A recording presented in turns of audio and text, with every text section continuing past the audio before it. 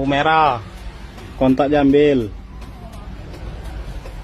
Sebuah video pendek merekam seorang anggota polisi lalu lintas tiba-tiba mengambil kunci kontak sebuah truk saat lampu merah di Kota Kisaran, Kabupaten Asahan, Sumatera Utara.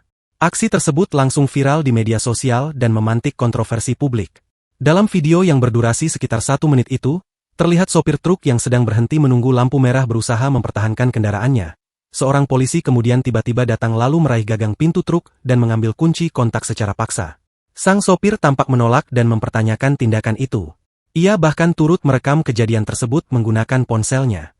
Usai rekaman video itu viral, terkini Polres Asahan memberikan klarifikasi melalui postingan di akun Instagram Humas_Polres Asahan mengenai peristiwa yang viral di media sosial pada Jumat, 1 Agustus 2025, sekitar pukul 15.30 waktu Indonesia Barat itu.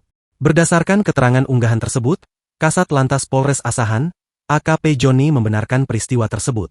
Kejadian itu tepatnya terjadi di Simpang Lampu Merah Katarina, Jalan Ahmad Yani, Kota Kisaran, Kabupaten Asahan, Sumatera Utara.